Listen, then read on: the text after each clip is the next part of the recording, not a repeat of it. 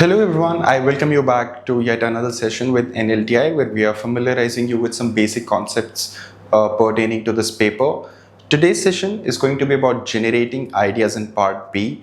Now this is a very pertinent problem with many people who face for writing this paper, that they're able to come up with some ideas, they're able to come up with some arguments, but they struggle to really elaborate or come up with more ideas, or that many of the students feel that they're not coming up with sufficient number of ideas, or that they run out of thoughts or ideas when they're writing their answers in part B. So this session is quite helpful for those who've been struggling with this particular problem of not being able to generate ideas. And in today's session, I'm going to walk you through some very easy tips and tricks which you can keep up your sleeve in order to generate some ideas which can really help you with writing some effective part B answers, and also help you in case you're stuck somewhere and not able to think about some ideas.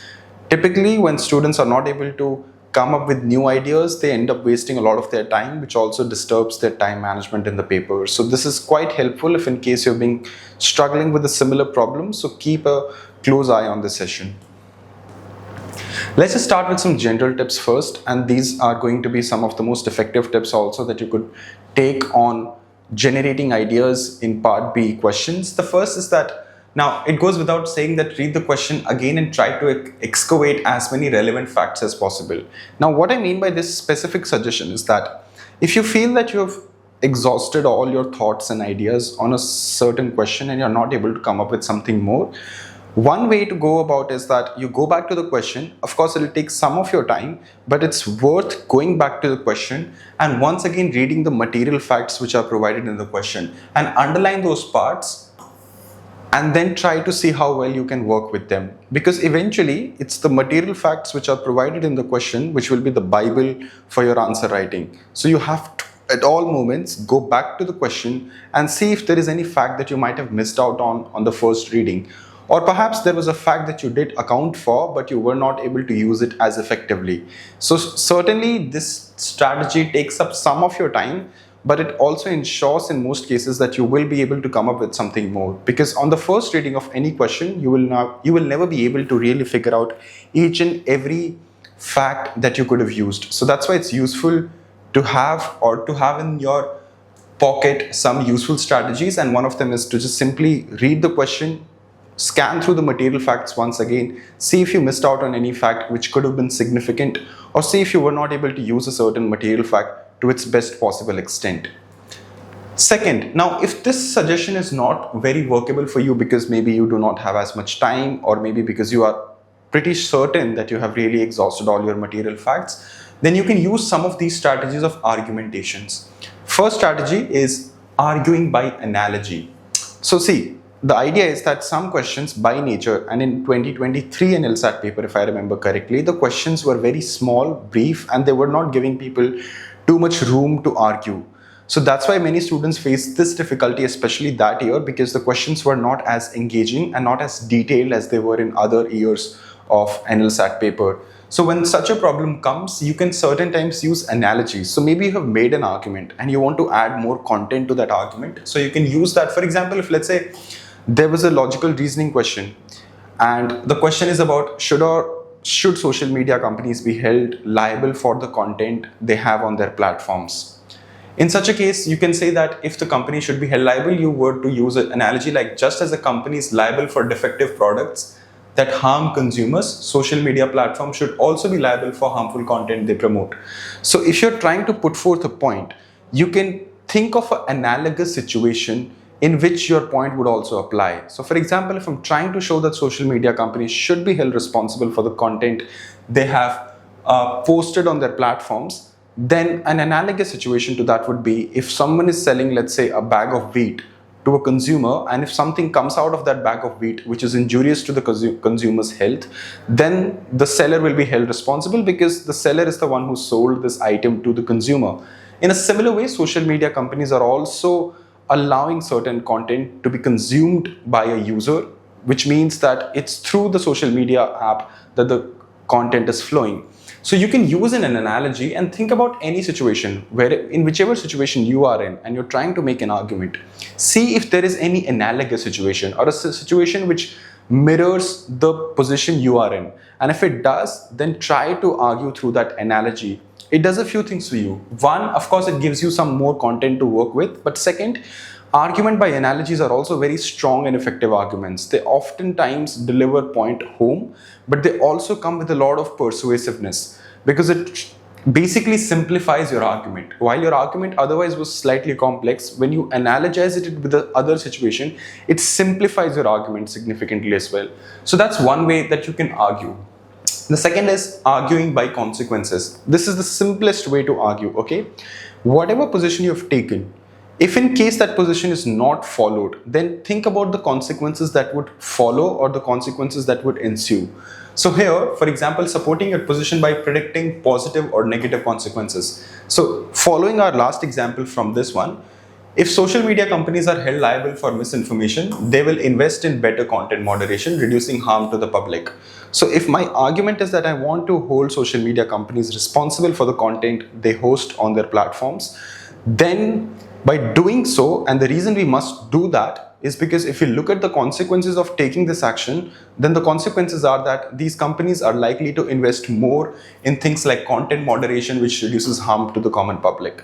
So anytime you're stuck anywhere and if you feel your argument has stopped somewhere, think about the consequences of your argument, which is that think about the consequences when your argument succeeds and think about the consequences if your argument does not succeed. In that way, you will be able to come up with some good arguments which are effective and which also ensure that you get some good substance in your answer. Third is using hypothetical examples. Again, just like analogies, you can pop up some hypothetical examples which also help you add some extra content in your answer, but also help you actually add more persuasiveness. For instance, slightly different example, but for example, if a hospital refused to treat patients based on their gender, it would be illegal. Similarly, discriminatory design in public spaces should be challenged. The idea is that sometimes we can come up with a hypothetical scenario. For example, in this social media company one, if one were to say that we should hold social media companies responsible for the content they're hosting, you can use a hypothetical example like if a political leader is organizing a political rally and during that rally, the political leader makes some, let's say, makes seditious remarks or incites violence through their speech or delivers hate speech to its followers, all of which results in harm to the common public, then we will hold that person responsible because it's the content which is coming out of that leader and due to it harm is being caused. In the same way, social media companies should also be held responsible. So you can use hypothetical examples like that. You could say that if we can hold a leader responsible for the hate speech that they are spewing in a political rally, then in the same way, a social media company should also be held responsible. So these are very basic and elementary examples, but the point I'm trying to make here is that you should be able to come up with these things. So if you're running out of ideas, think about any hypothetical example, think about an argument by analogy, and think about what the consequences of your arguments are. The second step is asking why. Now this is important. If you think you have more to say in your argument, but you're not precisely sure how to go about it, I think you should go with a why cycle. For instance, if it's a situation which involves some two parties entering into a contract, one party feels they have been wronged by the other party in that contract, and eventually you are supposed to decide who is right and who is wrong in that situation, then you start asking yourself, for instance, one party says that I have been treated unfairly by the other party. So you start by asking, what is unfair in this situation? Why does this party feel they have been treated unfairly? You ask by what is the strongest point for each side? What is it that they can argue? What if I were the opposite side? How would I argue? What principle is at stake here? So these are all whys you're asking.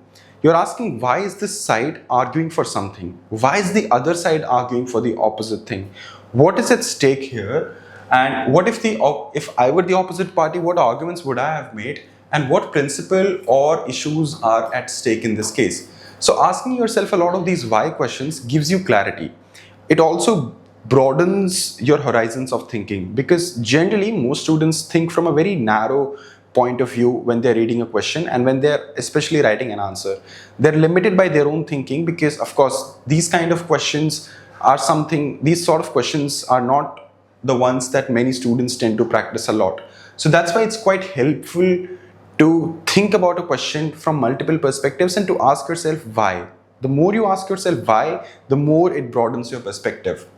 The second is zoom in and zoom out technique. This basically means focus on small details and also think broadly. So go into the specific details of that question.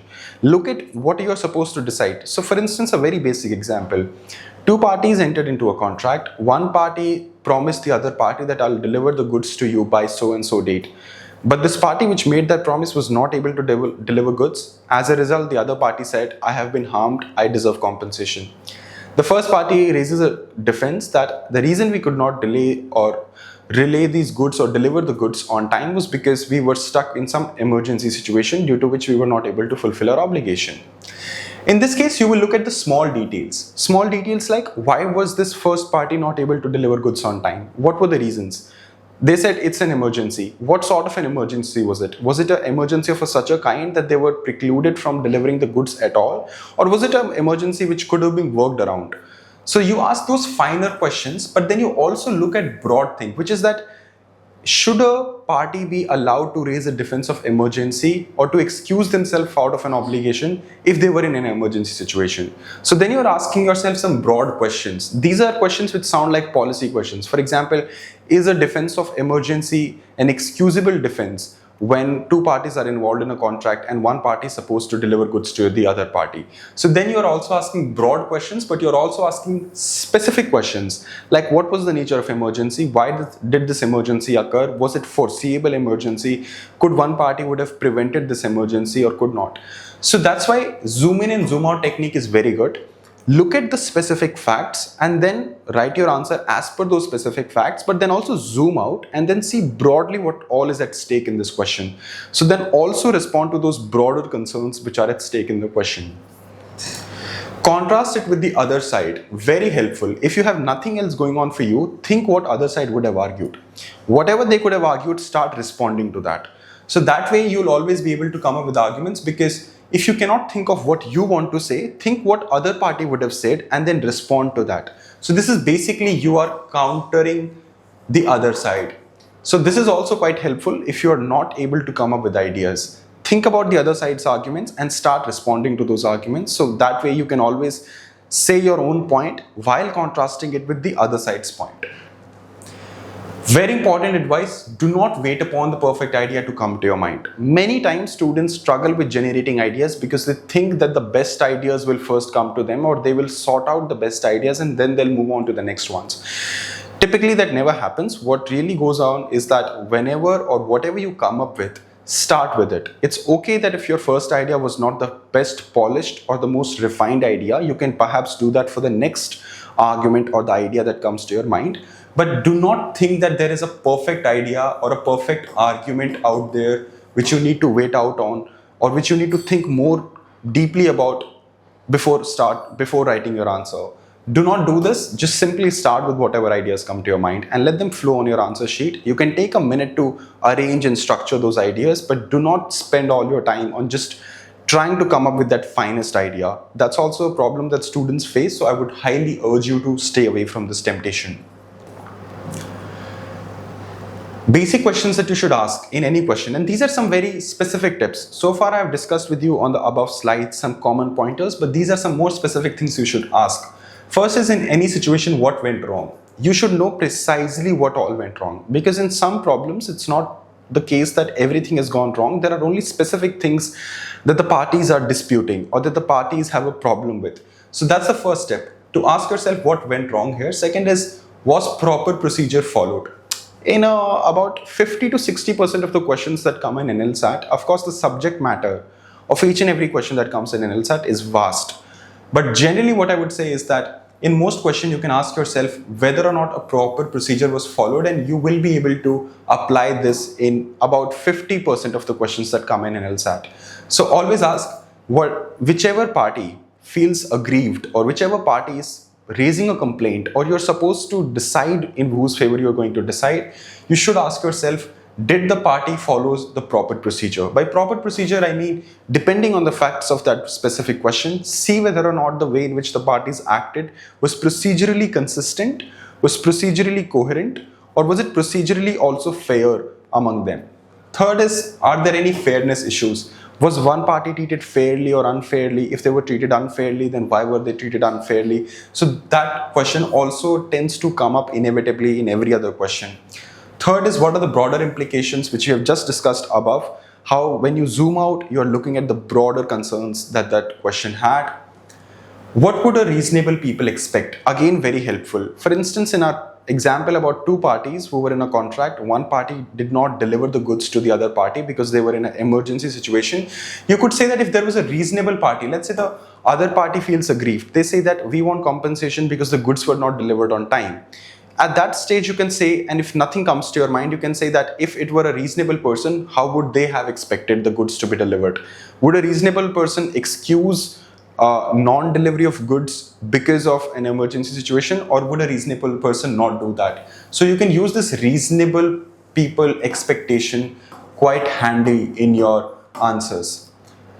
Lastly, what protects consumer or weaker parties? This is quite helpful because generally whichever party you feel is on a slightly disadvantaged side, if you're arguing in favor of that, then you can always make an argument about defending the weaker side, which has lesser resources, which has lesser means to access to justice and all these things.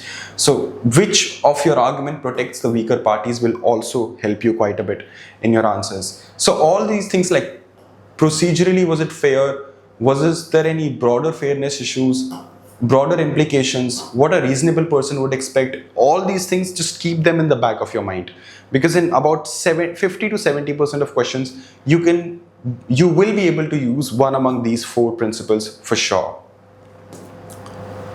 Lastly, as I said, circle key facts. We have already discussed this in the beginning of the session. The second is identify something if it's missing.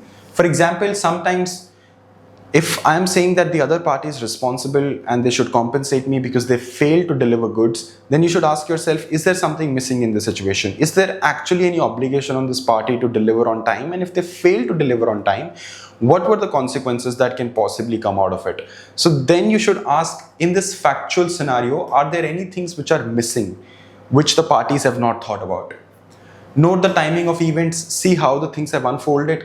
All these tips are part of you reading the facts carefully. So when you read your facts carefully, you will be able to answer these questions. So this is all there is to cover in this session about generating ideas. We have covered in the previous sessions about how you build your arguments, what should be the structure of your argument. So this session was specifically to help you with what to do if things are not working out for you and if you're unable to generate ideas.